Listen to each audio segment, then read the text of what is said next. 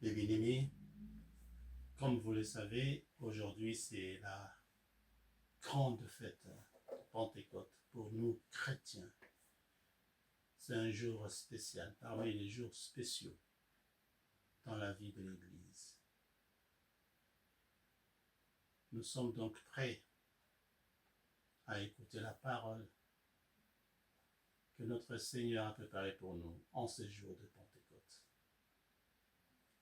Je vous invite à la prière. Éternel Père Céleste, me voici devant toi dans l'humilité et la reconnaissance. Tu m'as fait la grâce de porter ta parole en ce jour.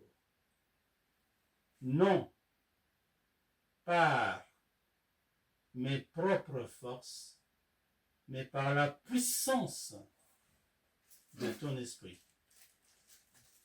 Et répands sur moi, Seigneur, ton Esprit Saint, qu'il soit le souffle de chaque mot et la lumière de chaque pensée. Que la sagesse qui s'exprime ici ne soit pas la mienne, mais celle qui vient d'en haut. Seigneur, que ta voix seule résonne, que ta vérité seule pénètre les cœurs et que chaque âme présente soit touchée par ta grâce et conduite vers ton amour. À toi seul la gloire, maintenant et pour toujours. Au nom de Jésus-Christ, notre Seigneur et Roi, j'ai prié. Amen. Amen. Vous pouvez vous asseoir.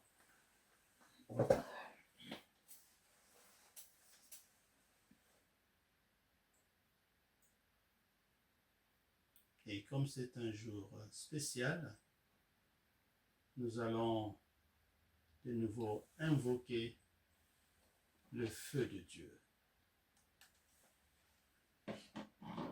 par le chant « Viens allumer en nous ton esprit ».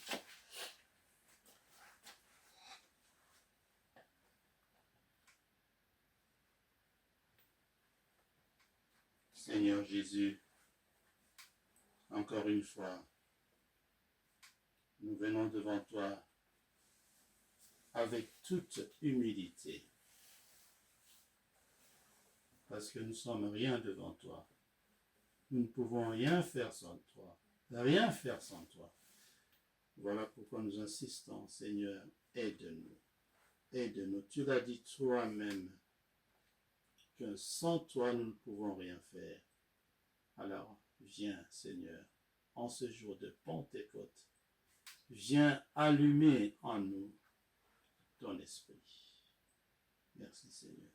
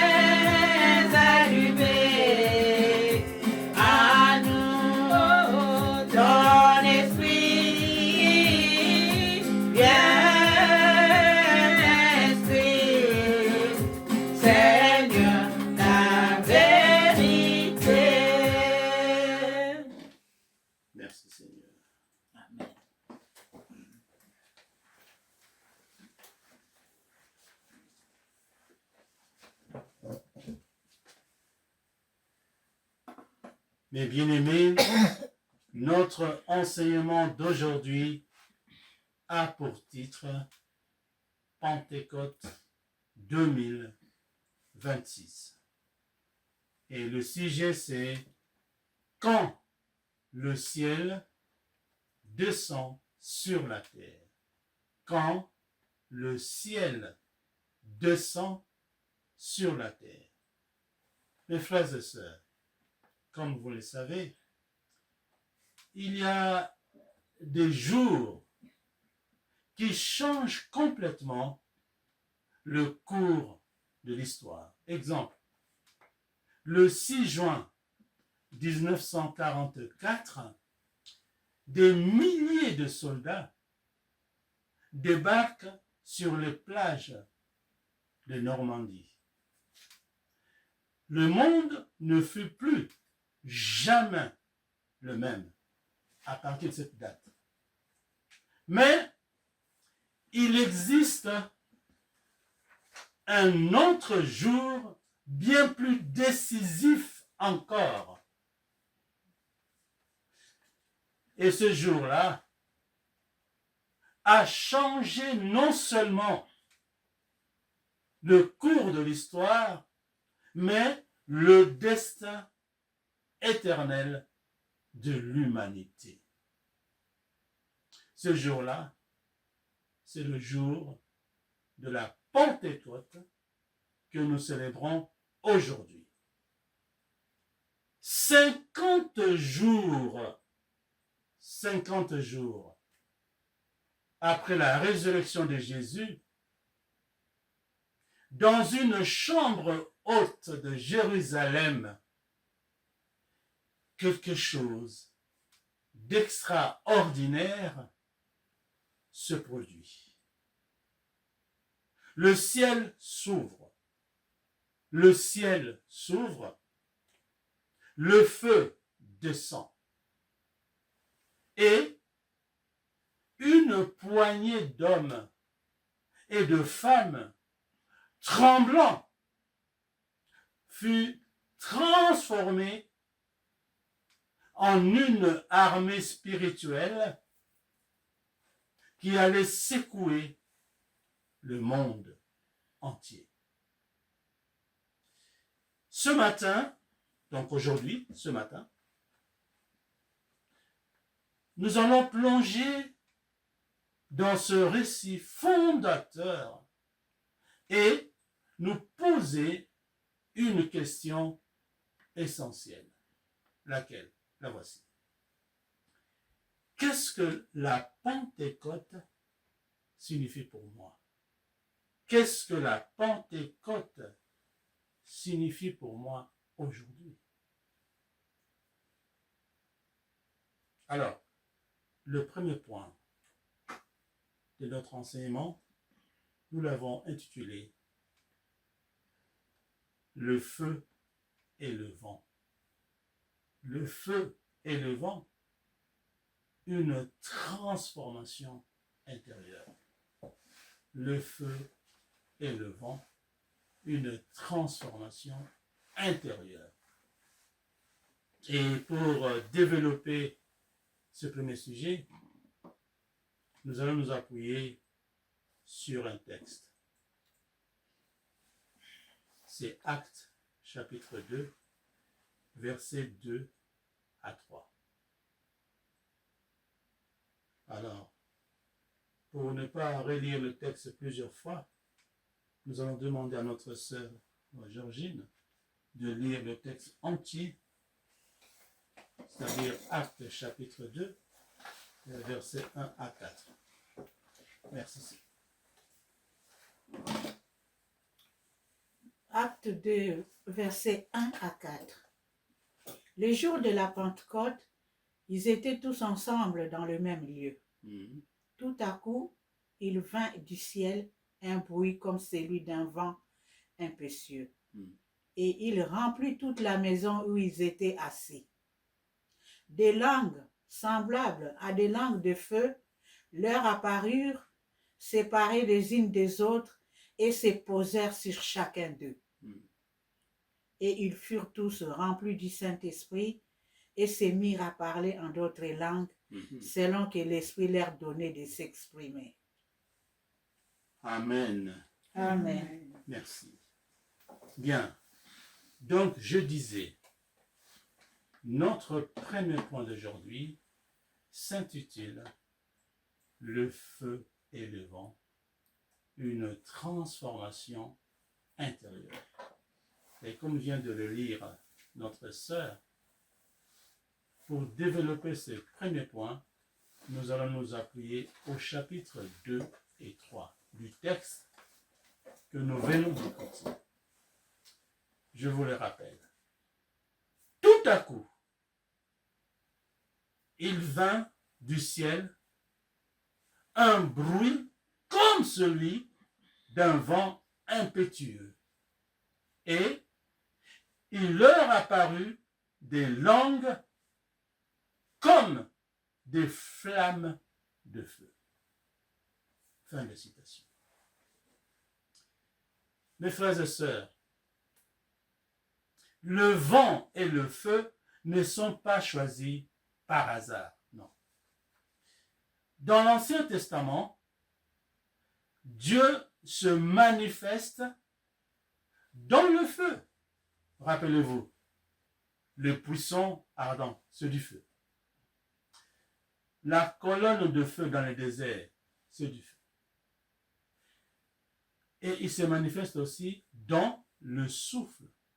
Exemple, dès le commencement, l'Esprit de Dieu planait sur les eaux. N'est-ce pas? Et puis, pour que Adam ait la vie, qu'est-ce que Dieu a fait? Il a soufflé. Et à la Pentecôte, Dieu reprend ses propres symboles pour dire « Je refais ma création. Je refais ma création.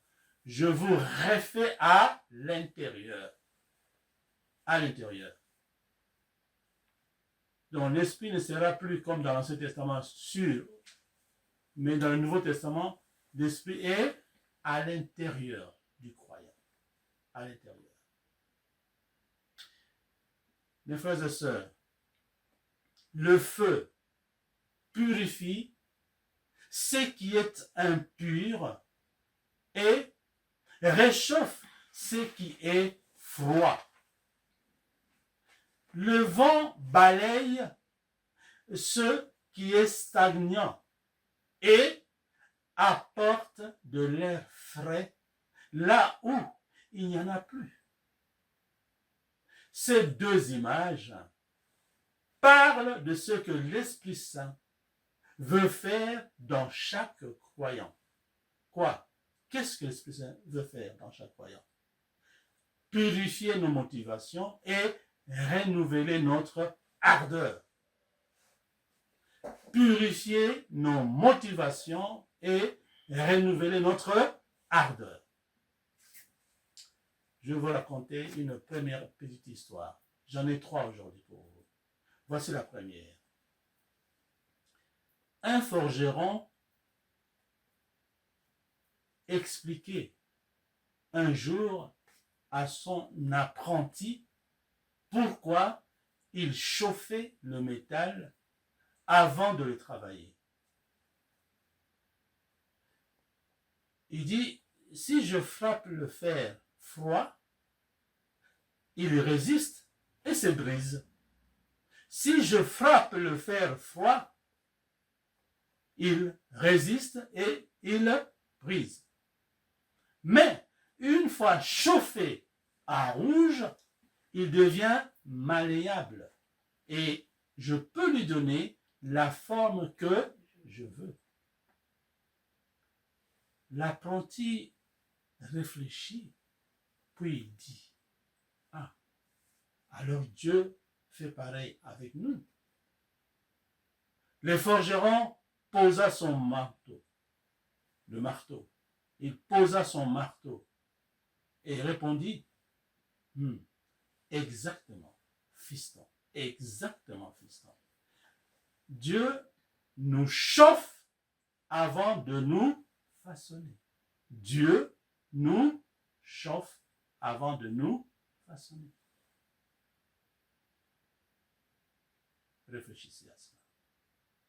Dieu nous chauffe avant de nous façonner. Alors mes frères et sœurs, c'est dans mes habitudes.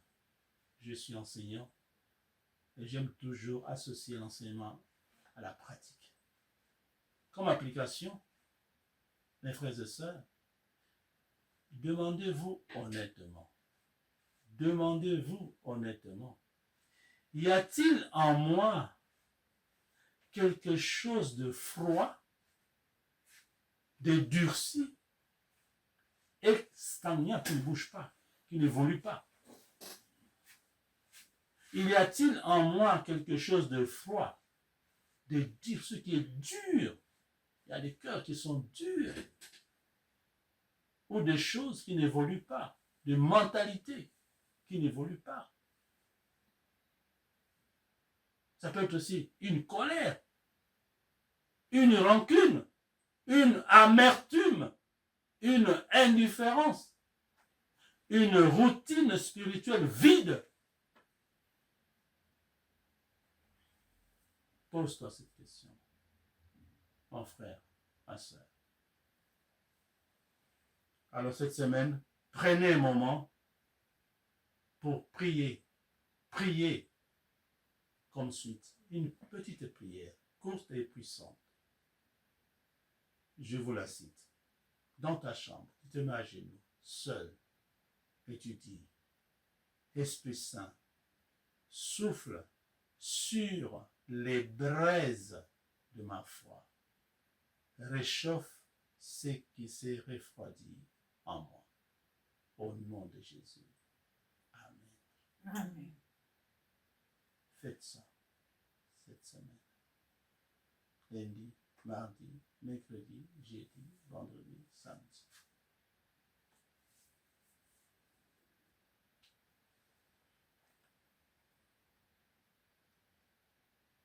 C'était le premier point. Le feu et le vent. Une transformation intérieure. Cette prière va permettre à Jésus de Nazareth de te transformer sur le plan intérieur. C'est d'abord l'intérieur. Tout vient de l'intérieur et ça sort après. Passons au deuxième point. L'Esprit Saint.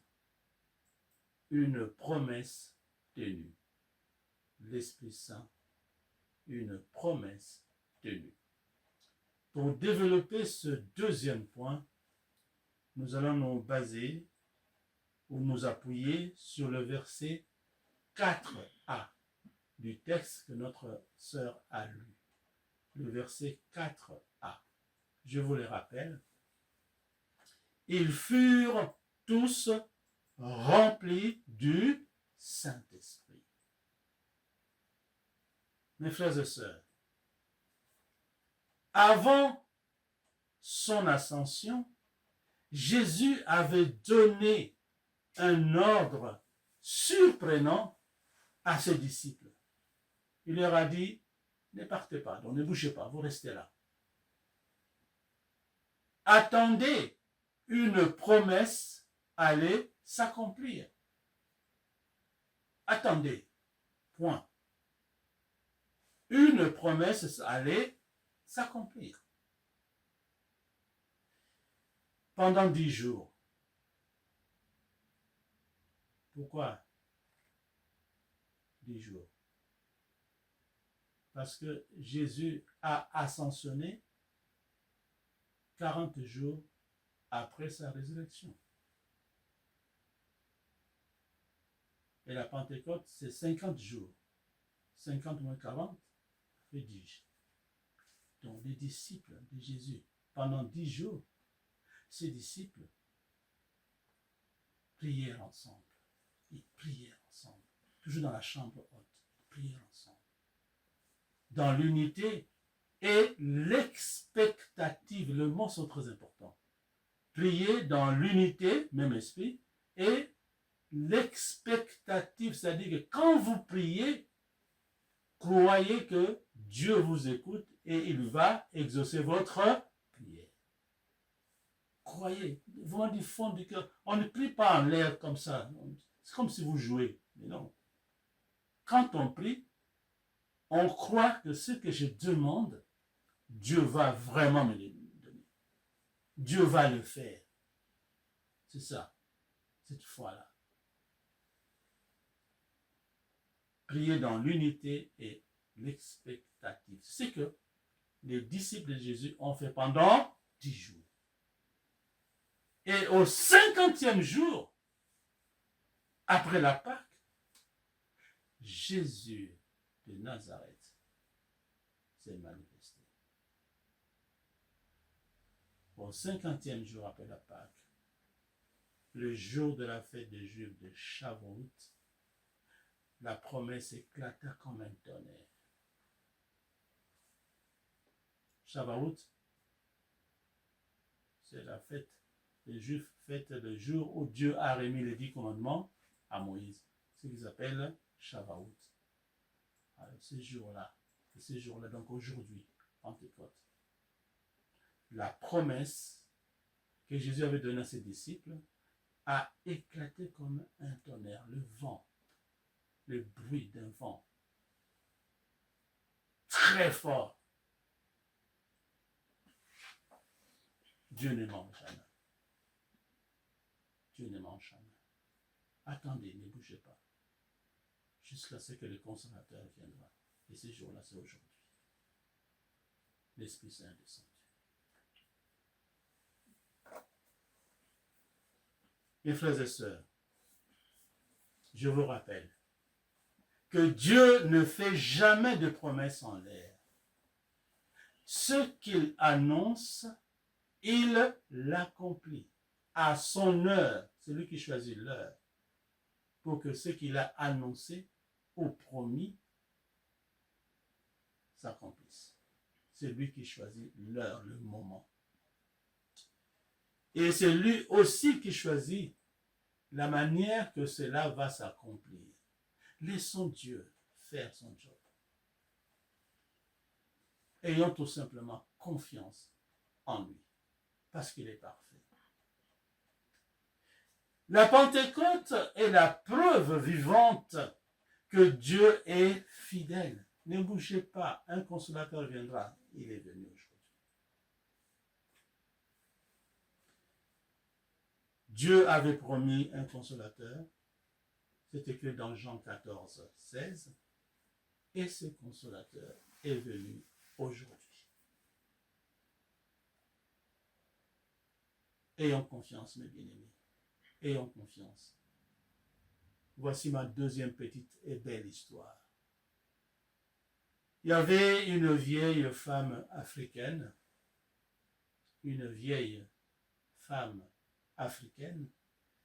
membre d'une église de brousse dans un village. Elle attendait depuis des mois la visite du médecin missionnaire qui lui avait promis de revenir avec des médicaments pour ses yeux. Les villageois se moquaient d'elle. Ils disaient, ce médecin-là missionnaire, tu crois qu'il y reviendra? Il ne reviendra plus. Il ne reviendra plus. Mais elle, la vieille femme, elle répondait calmement. Vous savez, il a dit qu'il viendra. Moi, je crois. Il viendra. Elle tenait. Elle dit, il viendra. Le médecin, il viendra. Elle croyait toujours. Et un matin, la camionnette blanche apparut au bout du chemin. Et elle sourit et dit à ces gens-là qu'il l'a découragé. Il dit, vous voyez, la parole d'un homme bien tient toujours. La parole d'un homme bien tient toujours. Et combien plus celle de Dieu. Combien plus celle de Dieu. Donc quand Dieu promet, c'est plus qu'un homme. C'est plus sûr, c'est plus sûr, c'est plus sûr que ce que Dieu promet, ça se réalise. C'est pourquoi quand nous prions, comme j'ai dit tout à l'heure, il faut croire que ce que tu demandes à Dieu, il le fera. Parce que lui m'a dit, lui-même Dieu a promis que tout ce que vous demanderez en mon nom, je le ferai. C'est Jésus qui l'avait dit. Je le ferai pour que le Père soit glorifié dans le Fils. Quand nous prions, nous devons avoir cette attitude. Une foi agissante.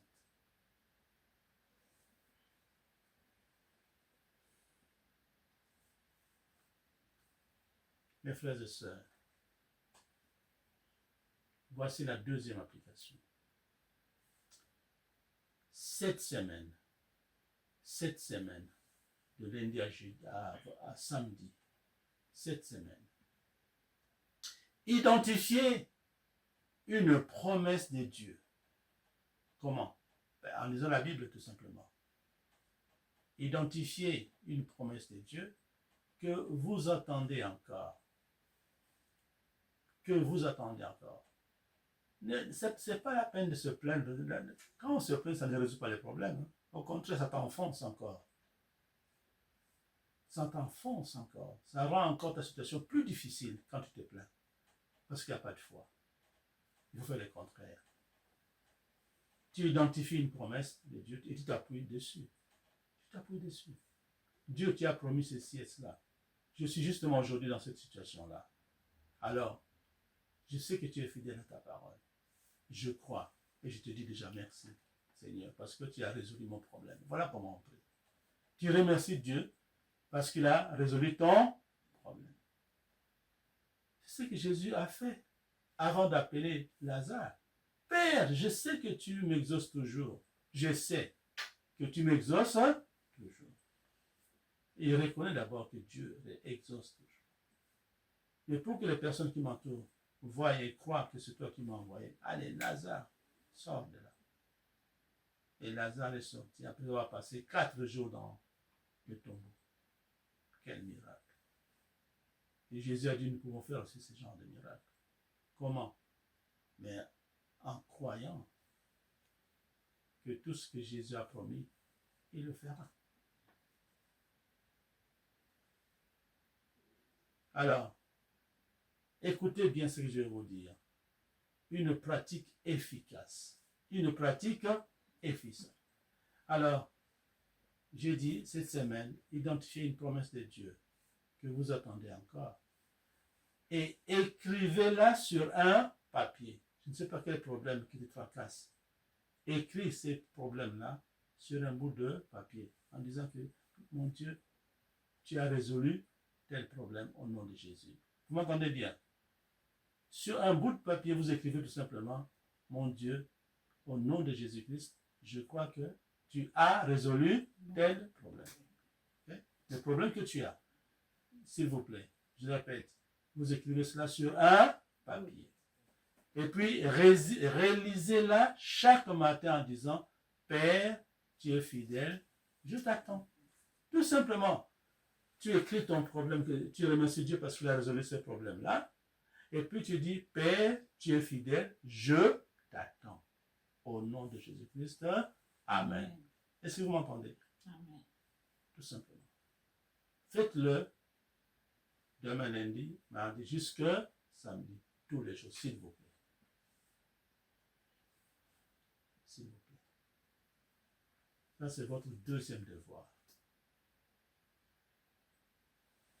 Passons au point 3. Les autres langues. Les disciples, quand l'Esprit Saint est descendu sur eux, ils commençaient à parler d'autres langues, alors qu'ils n'ont jamais quitté Jérusalem.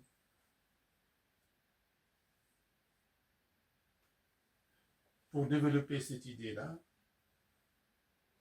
nous allons nous référer au verset 4b du texte que nous avons entendu. Les autres langues signifie que Dieu envoie une église vers le monde. C'est pourquoi ils parlaient toutes les langues. Les étrangers qui étaient à Jérusalem. C'est ça la signification des autres langues.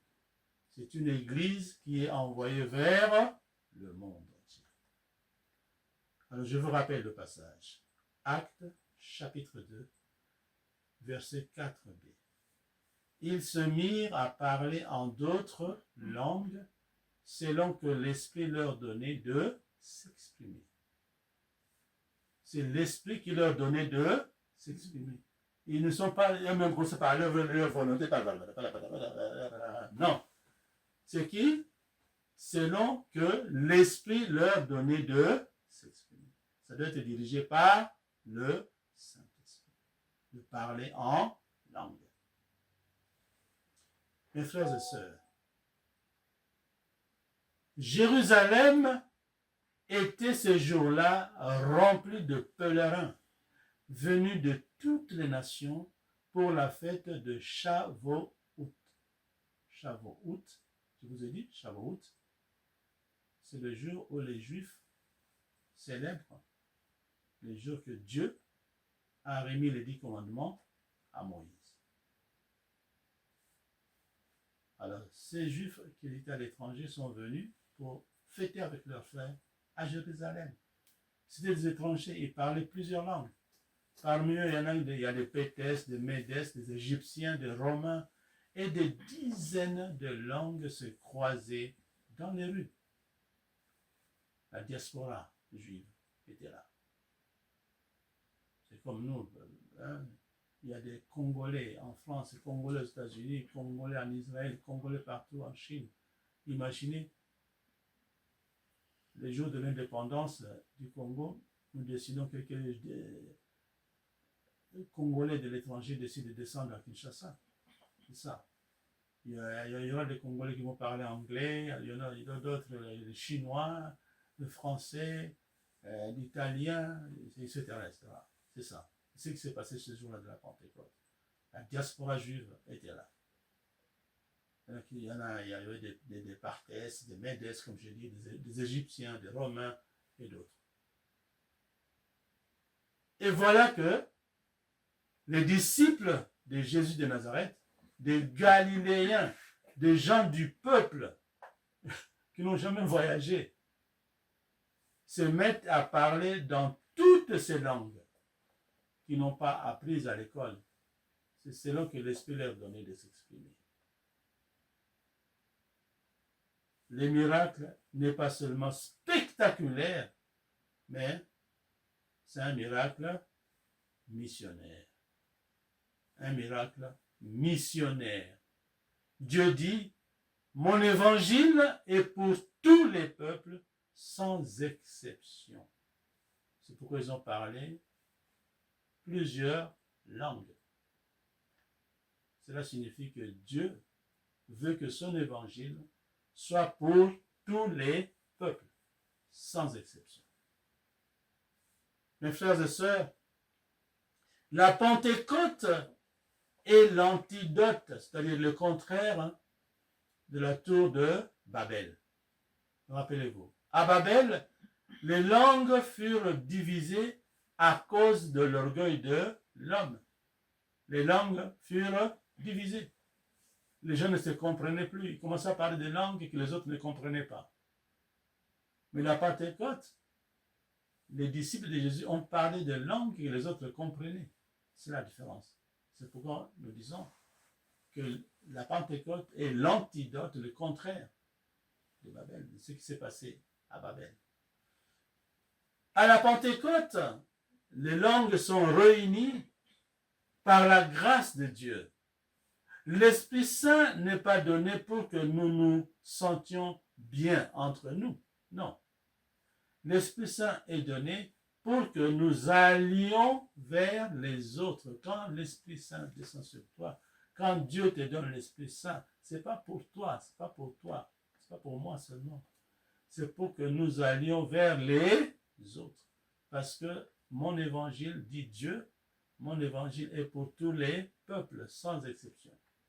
Nous devons propager l'évangile de Dieu dans le monde. avec l'aide du Saint-Esprit que nous recevons aujourd'hui, le jour de la Pentecôte.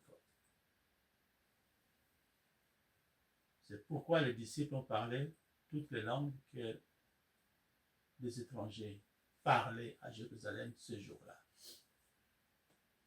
C'est pour signifier que l'évangile, c'est pour le peuple du monde entier. N'oublions pas, l'esprit que nous avons reçu ou que nous allons recevoir, ce n'est pas pour nous seulement. C'est pour aller témoigner Jésus dans le monde entier. Alors voici ma dernière et jolie petite histoire. Je vous ai dit que j'en avais 3. Voici la 3e. Une missionnaire française travaillait au Cambodge. Elle racontait qu'elle avait passé ses premières années à apprendre la langue khmer.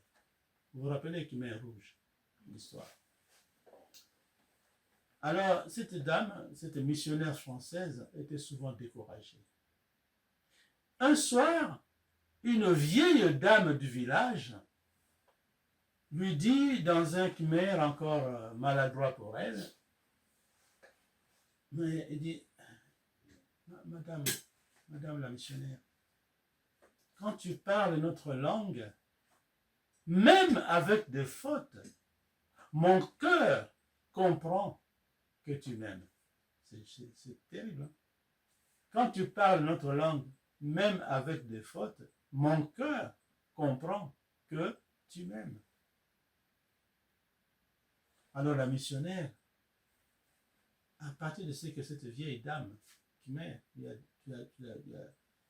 a raconté, lui a dit, la missionnaire comprit alors que la Pentecôte ne s'arrête pas à Jérusalem, pas du tout. Elle continue partout où un croyant fait l'effort d'aller vers l'autre. Elle avait du mal à parler la langue. Elle a fait un effort, elle apprenait, malgré les difficultés de parler. Il parlait même avec des fautes. Alors la vieille dame l'a encouragé. Il dit, même si tu parles notre langue avec des fautes, moi je comprends, mon cœur comprend que tu m'aimes. Voyez? Alors n'hésitons pas. Même à l'étranger, nous sommes à l'étranger, même si tu ne parles pas encore très bien la langue, essaye, parle, vas-y vers les autres. Ils comprendront que tu les aimes, même si tu ne parles pas bien leur langue.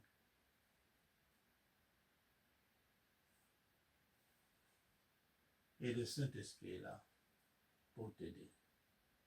Il peut t'aider comme il a aidé les disciples de Jésus. Eux, ils parlaient correctement toutes les langues que les étrangers utilisaient ce jour-là à Jérusalem.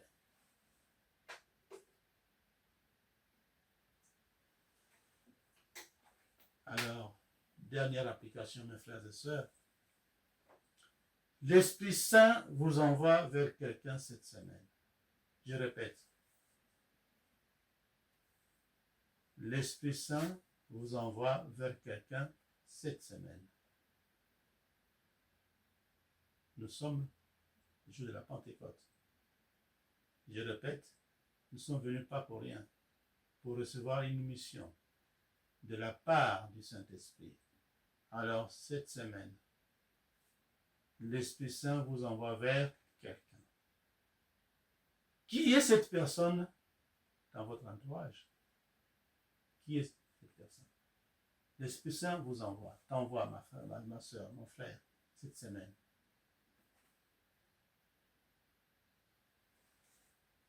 Vers quelqu'un. Qui? Ce quelqu'un peut être ton voisin qui habite avec toi dans l'immeuble. Ce quelqu'un peut être un collègue de travail. Ce quelqu'un peut être un membre de ta famille. qui n'a pas encore entendu la bonne nouvelle, ou qui a entendu mais qui pratique mal la bonne nouvelle. C'est à cette personne que l'Esprit Saint t'envoie cette semaine. Je reprends, troisième application. Cette semaine, mon frère, ma soeur, l'Esprit Saint t'envoie vers quelqu'un. Cette semaine, demain, à partir de demain. Ce quelqu'un peut être un voisin, quelqu'un qui habite dans ton immeuble, un collègue de travail, un membre de ta famille qui n'a pas encore reçu Jésus ou qui a déjà reçu, mais qui pratique mal. L'Esprit Saint t'envoie vers cette personne. Cette semaine, cette semaine, cette semaine. Alors, ce que l'Esprit Saint nous recommande cette semaine, c'est de faire un pas concret vers cette personne. Faire un pas concret, c'est-à-dire à bord de cette personne, parle à cette personne. Cette semaine, parle à cette personne. Ça peut être un message, WhatsApp. Maintenant, on a beaucoup de moyens. Hein. WhatsApp, texto, email, je ne sais pas quel téléphone, où tu le rencontres physiquement. Faites un pas concret vers cette personne par un message, une invitation, un repas, invitation au restaurant, je ne sais pas moi. Mes bien-aimés, vous n'avez pas besoin d'un miracle de langue, non. Vous avez besoin que de l'amour. Parce que toutes les personnes que nous connaissons ici parlent plus que tous français. Tu n'as pas besoin d'un miracle. N'est-ce pas, Maman Tabitha? Cette semaine, l'Esprit Saint t'envoie vers quelqu'un. Ce quelqu'un peut être ton voisin d'immeuble, ton collègue de travail, un membre de famille. Quelqu'un. D'abord. Mais avant d'aborder, tu pries. Tu m'as entendu? Oui. Maman Rosalie, tu m'as entendu? Hein, Maman Rosalie? Maman Rosalie, tu m'as entendu? Merci. Alors nous allons conclure. Nous allons conclure. La Pentecôte n'est pas un événement du passé, enfermé dans les pages des actes des apôtres. Non. Non, ce n'est pas un événement du passé. C'est une réalité vivante jusqu'à aujourd'hui. Cette réalité est disponible pour chaque croyant qui tend la main vers Dieu avec foi et humilité. Mon Dieu, utilise-moi comme tu as utilisé les disciples. Je suis là. Je veux que tu m'utilises. Tu tends. Il faut être motivé. Dieu aime ça, la motivation. Utilise-moi. Je répète, quand rien ne se passe dans ta vie, c'est quelque chose qui ne va pas. Ce n'est pas la faute de Dieu. Dieu, il est parfait. Toi-même. Regarde toi-même, ton cœur. Rentre là-dedans. Vérifie ce qui ne va pas. Et tends la main à Dieu. Je reconnais que je suis pécheur. Je veux vraiment te servir. Parce que sans l'Esprit Saint, c'est difficile d'évangéliser. C'est difficile, c'est voire même impossible d'évangéliser. C'est pourquoi Jésus a dit à ses apôtres, ses disciples, attendez, ne bougez pas, jusqu'à ce que vous aurez le consolateur. L'Esprit Saint, la puissance. C'est l'Esprit Saint qui donne le courage d'évangéliser. C'est l'Esprit Saint qui vous donnera le courage cette semaine pour aborder une personne. Alors il faut tendre la main dès aujourd'hui pour demander cette puissance à Dieu. Pour que cette semaine-là, que vous fassiez le travail et témoigner pour Jésus. Que oui, Jésus a fait quelque chose. Nous avons des preuves. Jésus a fait des choses dans nos vies. Il a transformé des situations pour nous. Et pourquoi pas transformer des cœurs à travers nous. Le cœur dur. Pourquoi pas cette semaine? Croyons et agissons au nom de Jésus-Christ. Donc, la Pentecôte n'est pas un événement du passé. C'est une réalité vivante jusqu'aujourd'hui. Elle est disponible pour chaque croyant qui tend la main vers Dieu avec foi et humilité. Je veux te servir, mon Dieu. Donne-moi ton esprit pour qu'il me donne la force d'aborder les gens qui sont avec moi dans mon immeuble, au travail, dans ma famille. Donne-moi cette puissance, Seigneur. Il faut le demander. Alors, mes bien-aimés, c'est la conclusion. Donc, ce matin, 3 vérités ont résonné dans notre enseignement. 3 vérités. Lesquelles? Première vérité, Dieu tient ses promesses. L'Esprit Saint est venu et il vient encore. Première chose. Deuxième vérité, il veut nous transformer de l'intérieur. Okay? Le feu, le vent, vous vous rappelez premier point. Troisième vérité, il nous envoie vers le monde. C'est ce que signifie le fait que les disciples ont parlé plusieurs langues. Parce que Dieu veut nous envoyer, il nous envoie vers le monde. Non pour garder la bénédiction pour nous, mais pour la répandre autour de nous. L'Esprit Saint nous est donné, non pour le garder pour nous, mais pour répandre l'Esprit Saint autour de nous.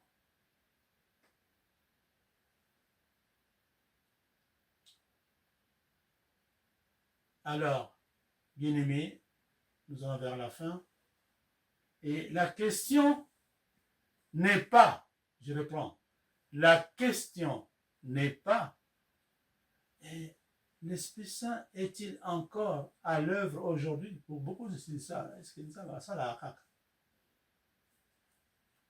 C'est pas ça la question. Je reprends. La question n'est pas, 2 points, l'Esprit Saint est-il encore à l'œuvre aujourd'hui?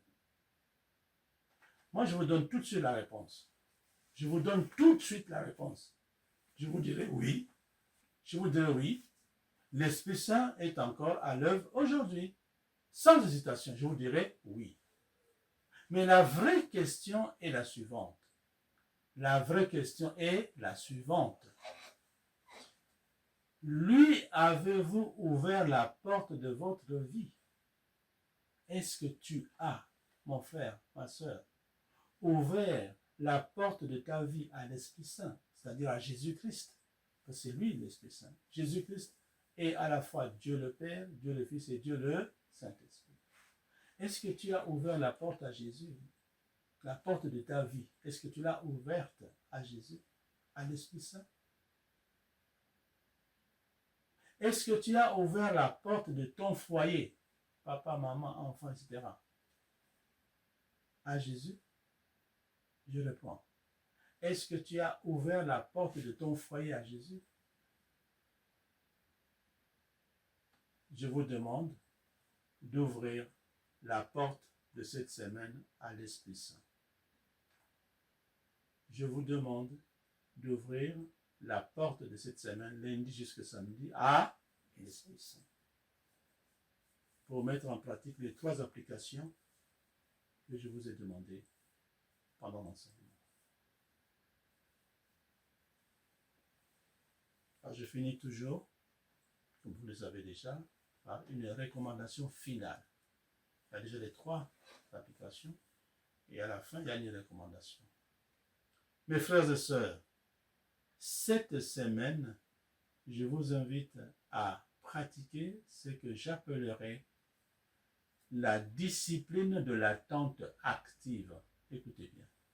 La discipline de l'attente active. C'est-à-dire comme les disciples dans la chambre haute. C'était une attente active. Concrètement, ça veut dire quoi? Chaque matin, prenez 5 minutes pour inviter l'Esprit Saint dans votre journée avant de regarder votre téléphone. J'insiste parce que je sais, beaucoup d'entre nous, première chose, téléphone, TikTok, machin, tout. Des heures et des heures, s'il vous plaît. Je vous demande seulement 5 minutes. Chaque matin, prenez 5 minutes pour inviter l'Esprit Saint dans votre journée avant de regarder votre téléphone. Tu te réveilles, tu commences d'abord à inviter Jésus pour la semaine. Avant de quitter ton lit, commence par inviter Jésus. Sois avec moi pendant toute cette semaine. Et tous les jours comme ça. Et chaque soir, posez-vous cette question. Où ai-je vu la main de Dieu? Parce que Jésus nous parle, Dieu nous parle, il fait des choses. Souvent, on est distrait. Je vous ai déjà dit, il faut noter, il faut écrire ce que Dieu fait. Ok? Au travail, voilà, partout, à ton carnet. Ça renforce la foi.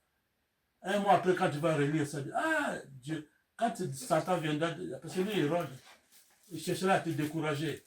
Et quand tu prends ton carnet des manifestations de Dieu, tu peux appeler ça comme ça, carnet des manifestations de Dieu. Tu notes tout ce que Dieu fait pour toi. Tu vas tourner les yeux vers Satan et dire, va-t'en, Satan menteur. Tel jour Dieu a fait ça, tel jour. Tiens ton carnet. Vous me suivez? Parce que souvent on oublie ce que Dieu fait pour nous. Quand Satan vient te frapper dur, parce que lui il frappe parfois dur, hein, ta foi chute. Tu perds ta foi. Ça, c'est pas bon. Quand Satan te tente, prends ton carnet de manifestations de Dieu. Dis, regarde, Dieu est fidèle. Tel jour, il m'a fait ça. Tel jour, il m'a fait ça. Tel jour, il m'a fait ça. Souvent, on ne le fait pas. Et on oublie. Et on ne voit que la chose qui t'arrive ces jours-là, les malheurs qui t'arrivent ces jours-là. Tu oublies tout ce que Dieu t'a fait. Parce que souvent, on note pas. Alors, chaque soir, posez-vous cette question. Qu'ai-je vu? Où ai-je vu la main de Dieu agir dans ma vie aujourd'hui? Quelle situation? Tu notes. Et une fois dans la semaine, faites un acte délibéré d'amour envers quelqu'un. Ça rejoint un peu la troisième application.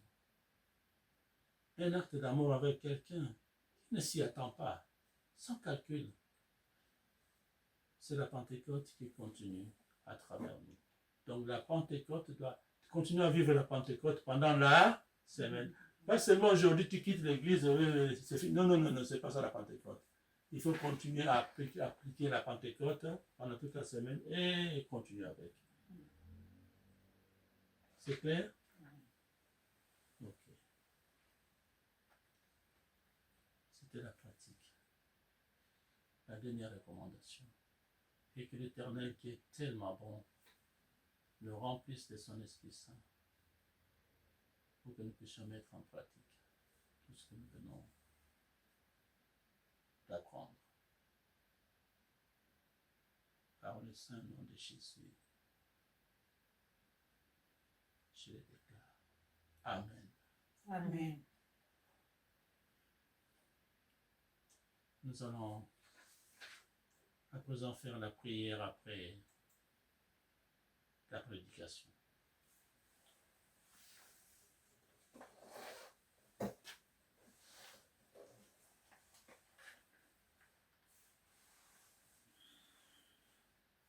Prions.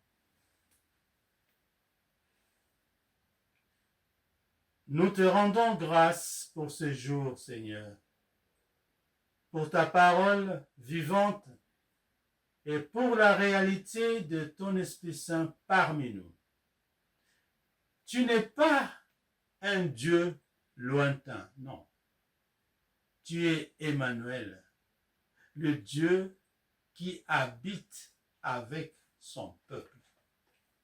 Viens, Esprit Saint, descends sur chaque cœur présent ici. Descends sur chaque cœur présent ici. Là où il y a du froid, réchauffe. Réchauffe, Seigneur. Là où il y a du doute, affermis, affermis, affermis, Seigneur. Là où il y a la blessure, guéris. Guéris, papa, guéris. Là où il y a de la blessure, guéris. Guéris. Là où il y a de l'indifférence, rallume la flamme. Rallume la flamme, Seigneur. Là où il y a la maladie, guéris. Guéris, papa. Guéris au nom du Seigneur. Là où il y a la possession démoniaque, délivre.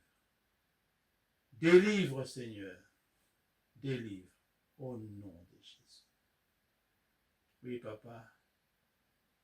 Envoie-nous dans nos familles. Envoie-nous dans nos familles, dans nos quartiers, dans nos lieux de travail, comme des témoins de ton amour et de ton salut. Que la Pentecôte ne soit pas seulement un souvenir que nous célébrons, mais que la Pentecôte soit une réalité que nous vivons chaque jour dans la puissance de ton esprit. À toi la gloire, Père, Fils et Saint-Esprit, maintenant et pour les siècles des siècles. J'ai prié au nom de Jésus-Christ, notre Seigneur ressuscité. Et je dis Amen. Amen.